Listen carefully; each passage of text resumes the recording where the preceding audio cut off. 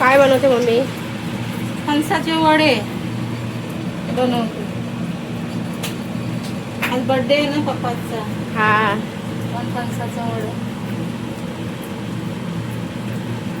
Special. बघा मस्त अशा फुगतायत वडे. बरक्या फणसाचे वडे आहेत. गावावरून आणलाय.